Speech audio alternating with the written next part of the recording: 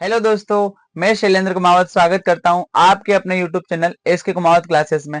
आज हम पढ़ने वाले हैं क्लास 12th बिजनेस स्टडी के मोस्ट आईएमपी चैप्टर जिसका नाम है प्रबंध।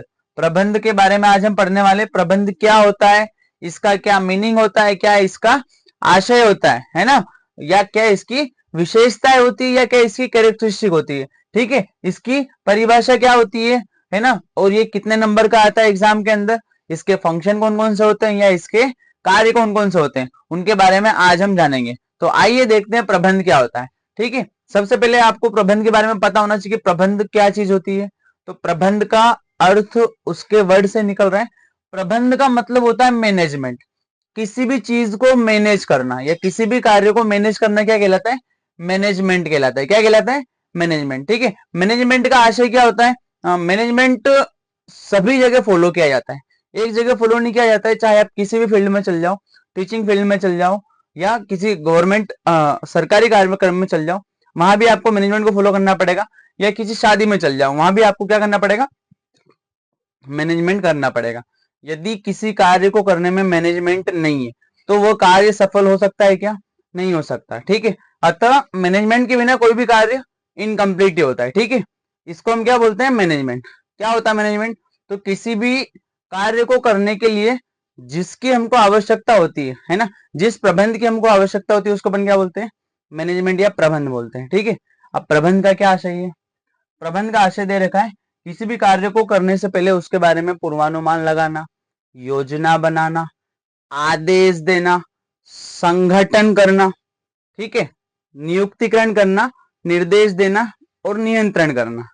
ये सारी क्रियाएं जिसमें जुड़ी होती है उसको अपन क्या बोलते हैं? प्रबंध बोलते हैं। क्या बोलते हैं? प्रबंध। ठीक है, इसकी परिभाषा बहुत सारे राइटर के अकॉर्डिंग दे रखी है। कुटरजो डोनेल है, ठीक है, लुइस एलन है, और भी बहुत सारे हैं, है ना, हेनरी फेओल है। इनके अकॉर्डिंग परिभाषा इसकी दे रखी है। मैंने भी आपकी सुविधा के लिए यहाँ पे एक दे रखी है। कुटर्ज और डोनेल के अनुसार प्रबंध व्यक्तियों का विकास है, न कि वस्तुओं का निर्देशन। 2 नंबर का मोस्ट आईएमपी क्वेश्चन है, हर बार एग्जाम में पूछा जाता है और मोस्ट आईएमपी क्वेश्चन है। ठीक है, इसको आप अच्छे से कर लीजिएगा। ठीक है, उसके बाद अगली चीज आती है प्रबंध का आशय। आशय 3 नंबर में पूछे जाने वाला क्वेश्चन है। कितने नंबर में पूछा जाता है? 3 नंबर में, और बहुत इजी लैंग्वेज है, आप मन से भी लिख सकते हो। क्या बोल रखा है इसके अंदर?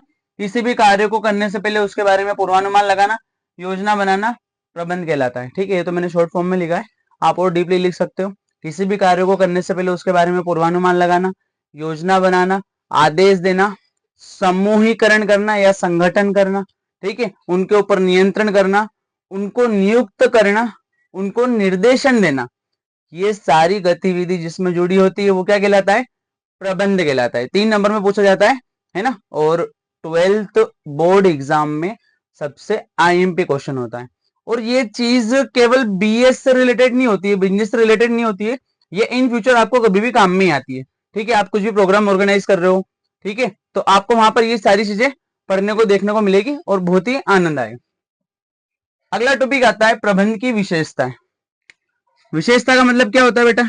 कैरेक्टरिस्टिक, है ना। आप विशेषता की जगह पर उसकी आवश्यकता भी लिख सकते हो, है ना, उसकी आवश्यकता भी आप लिख सकते हो, उसकी प्रकृति भी आप लिख सकते हो। तो प्रबंध की क्या क्या विशेषता होती है? प्रबंध की विशेषता होती है कि वह एक सतत प्रक्रिया है। सतत प्रक्रिया। सतत प्रक्रिया क्या होता है सर? तो सतत प्रक्रिया मतलब कि प्रबंध एक लक्ष्य को निर्धारित करता है, उसके बाद दूसरा लक्ष्य डिसाइड करता है और उसको प्राप्त करता है। ठीक है, और यह प्रक्रिया कंटिन्यू चलती रहती है। किसी भी बिजनेस के अंदर यह प्रक्रिया क्या होती है? कंटिन्यू चलती रहती है। अतः प्रबंध क्या है? एक सतत प्रक्रिया है। दूसरा दे रखा है गतिशील प्रक्रिया। गतिशील क्या होता है? मतलब गतिशील का मतलब होता है प्रबंध बहुत ही स्पीड से चलता है ना। प्रबंध का कार्य क्या होता है? बहुत ही गति से चलता है। प्रबंध का कार्य क्या होता है बेटा? बहुत ही गति से चलता है। ठीक है, तीसरा आता है बेटा प्रबंध एक सार्वभौमिक प्रक्रिया है।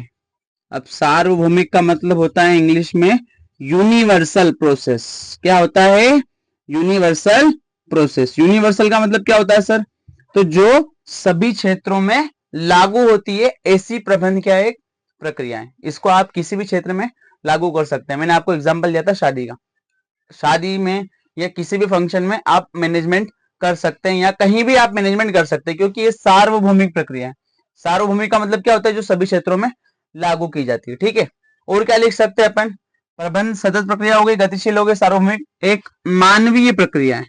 मानवीय का मतलब क्या होता है सर, मानवीय का मतलब ये मनुष्यों के द्वारा ही संपन्न की जाती है, और कोई दूसरा व्यक्ति इसको कर सकता है क्या, नहीं कर सकता, मनुष्य ही इसको क्या कर सकते हैं। ठीक है, बाकी दूसरे जीव नहीं कर सकते हैं, तो इसलिए इसको क्या बोला जाता है, प्रबंध एक मानवीय प्रक्रिया है। ठीक है, अच्छा एक और अपन बना सकते हैं, प्रबंध एक बौद्धिक प्रक्रिया है। प्रबंध क्या है, एक बौद्धिक प्रक्रिया। बौद्धिक का मतलब मेंटल एक्टिविटी है, जिसके पास दिमाग है वो ही मैनेजमेंट कर सकता है। क्या हर कोई व्यक्ति मैनेजमेंट कर सकता है, इम्पॉसिबल है। ठीक है, अगला अपन लिख सकते हैं, प्रबंध क्या है, एक विज्ञान है। प्रबंध विज्ञान के रूप में,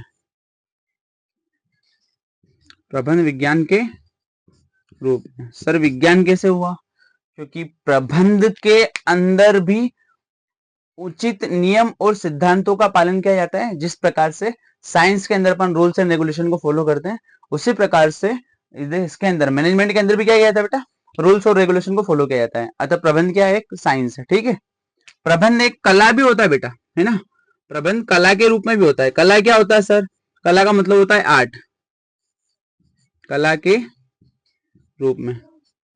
मैनेजमेंट इज एन आर्ट। ठीक है, management is an science. 2 number के मोस्ट आईएमपी क्वेश्चन पूछे जाते हैं, है ना, आप बिल्कुल अच्छे से इनको समझ लेना। प्रबंध कला के रूप में कैसे होता है सर, तो जिस प्रकार से कला के अंदर बहुत ही आसानी से किसी भी कार्य को किया जाता है, या स्मार्ट वर्क करके किसी कार्य को संपन्न किया जाता है, उसी प्रकार से प्रबंध के अंदर भी कलात्मक रूप से सारे कार्य संपन्न किए जाते हैं।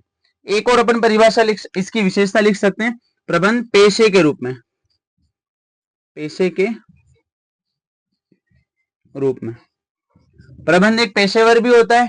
जिस प्रकार से किसी भी कार्य को करने के लिए एक पेशेवर या योग्य व्यक्ति की आवश्यकता होती है, उसी प्रकार प्रबंध के कार्य को करने के लिए भी क्या होती है बेटा, एक पेशेवर व्यक्ति की आवश्यकता होती है। ठीक है, और भी बहुत सारी विशेषता इसके अपन लिख सकते हैं। ठीक है, लेकिन आपको एग्जाम में केवल 4 ही तैयार करनी है, और मैं आपको इसकी 4 ऐसी विशेषता बताने वाला हूं जो इसके प्रबंध के सारे कार्यों में फॉलो अपन कर सकते हैं। ठीक है, सबसे पहले आता है बेटा सतत प्रक्रिया, दूसरा आता है गतिशील प्रक्रिया, तीसरा सार्वभौमिक प्रक्रिया, चौथा मानवीय प्रक्रिया। प्रबंध के किसी भी फंक्शन के बारे में ये पूछता है, मान लो ये नियोजन के बारे में पूछता है, किसके बारे में पूछता है, नियोजन के बारे में या प्लानिंग के बारे में, तो भी आप ये लिख सकते हो। ठीक है, नियोजन के बाद में संगठन के बारे में यदि ये पूछता है, तो भी आप इसको फॉलो कर सकते हो। ठीक है, नियुक्तिकरण के बारे में पूछ सकता है, तो भी आप ये इसकी विशेषता लिख सकते हो। ठीक है, नियोजन, संगठन, नियुक्तिकरण, निर्देशन, एक आता है समन्वय, और लास्ट वाला जो सबसे इंपॉर्टेंट होता है नियंत्रण, है ना। ये प्रबंध के क्या होते हैं, 6 कार्य होते हैं। यदि इनकी भी विशेषता पूछी जाती है, और इनकी विशेषता भी 4 नंबर में पूछी जाती है, तब भी आप क्या कर सकते हो, इन्हीं पॉइंट को आप लिख सकते हो। एक बार फिर से नोट कर लेना कौन कौन से पॉइंट है। प्रबंध एक सतत प्रक्रिया है, जिसको अपन डायनेमिक प्रोसेस बोलते हैं। प्रबंध एक गतिशील प्रक्रिया है।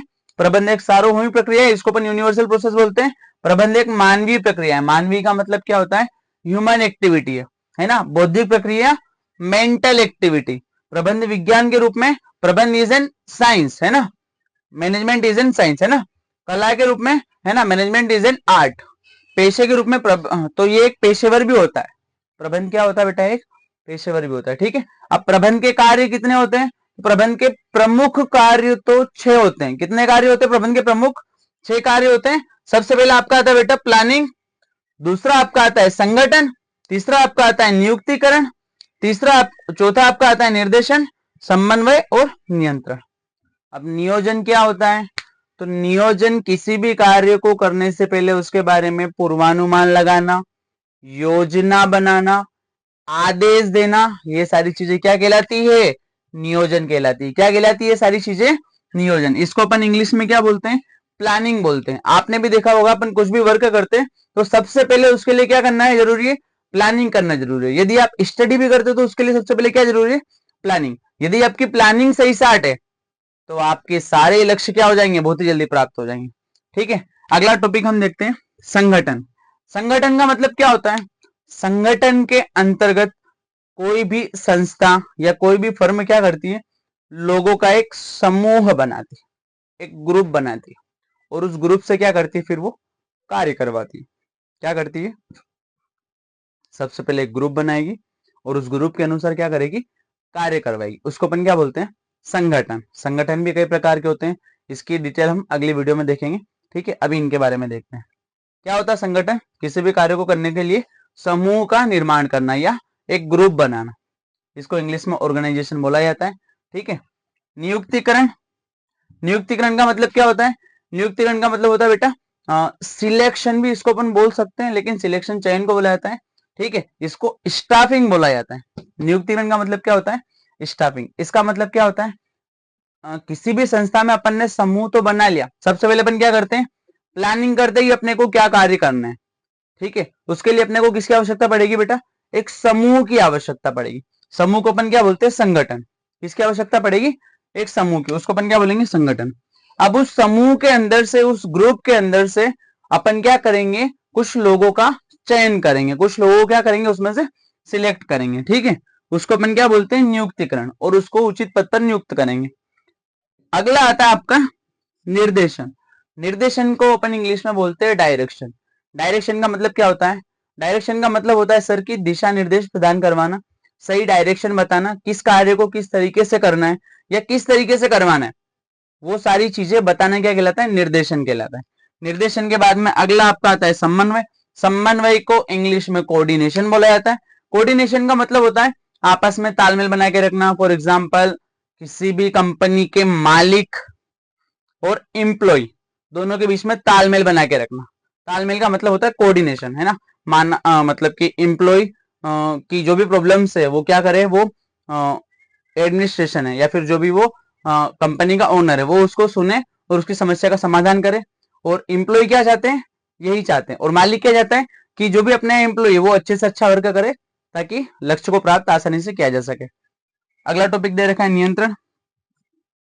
प्रबंध का सबसे इंपॉर्टेंट जो फंक्शन होता है वो होता है नियंत्रण। नियंत्रण बहुत ज्यादा जरूरी है। आपने देखा होगा जहां भी मैनेजमेंट में किसी भी प्रकार का कंट्रोल नहीं होता है, अपने एम्प्लॉयज के ऊपर किसी भी प्रकार का यदि कोई कंट्रोल नहीं होता है, तो वहां पर कोई भी लक्ष्य को अचीव नहीं किया जाता है, या किसी भी लक्ष्य को प्राप्त अपन नहीं कर सकते। क्यों नहीं कर सकते? क्योंकि वहां पर कंट्रोलिंग नहीं होती। आया समझ में कि नहीं आया? कंट्रोलिंग का मतलब क्या होता है?